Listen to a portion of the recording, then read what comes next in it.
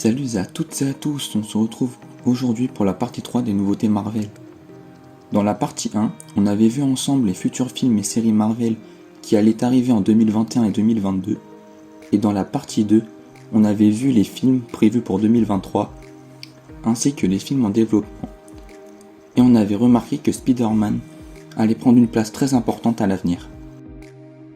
Dans cette partie 3 que nous allons voir aujourd'hui, on va voir cette fois-ci non pas les films, mais les séries en développement pour les prochaines années à venir. C'est parti!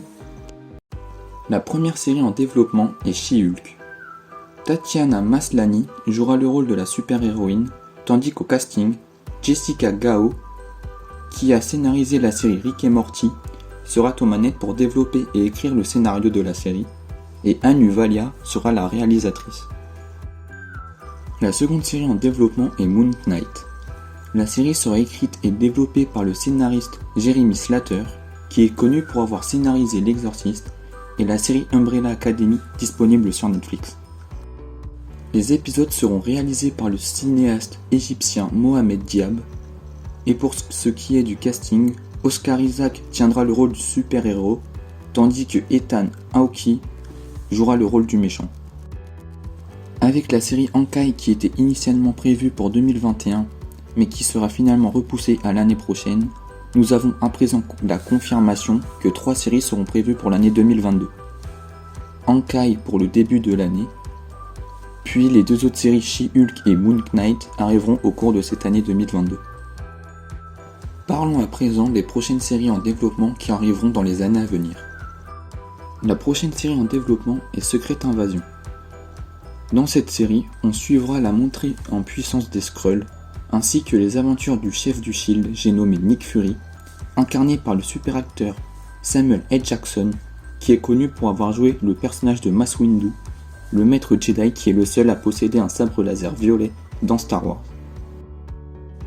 À ses côtés, on retrouvera l'acteur Ben Mendelsohn, qui jouera le rôle de Talos, le Skrull qui remplace Nick Fury, le temps que ce dernier finisse sa mission qu'on a pu voir dans Spider-Man Far From Home. Ces 2 héros auront comme ennemi l'acteur Kingsley Ben-Adir, qui est connu pour avoir joué le rôle de Barack Obama dans la mini-série The Comey Rule, en plus d'avoir été au casting des séries High Fidelity, Peaky Blinders ou The OA, ou encore dans les films The Passenger, Le Roi Arthur la Géante d'Excalibur, et à ceux qui nous ont offensés. Il faut savoir que dans les comics, Secret Invasion contient plus de héros que dans le film Avengers Endgame, mais Kevin Feige, le boss de Marvel, a vite calmé les ardeurs des fans en précisant que l'événement ne sera pas aussi énorme que dans les comics. Pour ma part, il s'agit de la série en développement que j'attends le plus, et petite info supplémentaire, le tournage de la série devrait débuter en avril 2021 pour sortir, je l'espère, courant 2022. Parlons à présent de la série Ironheart. Après avoir découvert les successeurs de Captain America, Hulk, Thor, Hankai et Black Panther, il ne reste plus qu'à découvrir celui ou plutôt celle qui succédera à Iron Man. L'héritière de Tony Stark, la jeune Riri Williams, est une étudiante de 15 ans avec un QI extrêmement élevé. Elle va ainsi fabriquer une super armure hyper sophistiquée et prendre ainsi la succession d'Iron Man. C'est l'actrice Dominique Traun qui jouera le rôle de Riri Williams, la future Ironheart. Hâte de voir si cette successeuse sera au niveau de son funeste mentor. Pour toujours rester dans le thème d'Iron Man, la prochaine série en développement sera Armor Wars. Cette fois-ci, on va se tourner du côté de son meilleur ami James Rhodes, incarné par l'acteur Don Cheadle, qui porte l'armure de War Machine. Dans cette série, on va découvrir la plus grande peur de Tony Stark. Que se passe-t-il lorsque sa technologie tombe entre de mauvaises mains? Dans cette crainte devenue réelle, tous les espoirs de récupérer la technologie de Stark reposent sur War Machine. Va-t-il s'en sortir? Réponse dans Armor Wars.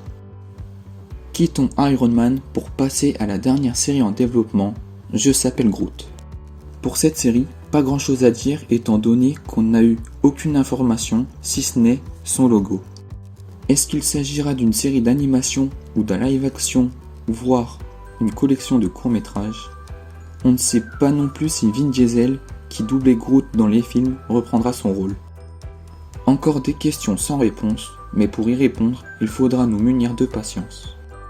Petit bonus pour rester dans le thème de Groot, il faut savoir qu'un téléfilm sur les Gardiens de la Galaxie, baptisé Holiday Special, devra arriver sur Disney+, pour fêter Noël 2022. Mais si vous voulez plus d'infos à ce sujet, je vous invite à regarder la partie 1 sur les nouveautés Marvel. Voilà pour ce qui est des séries Marvel en développement.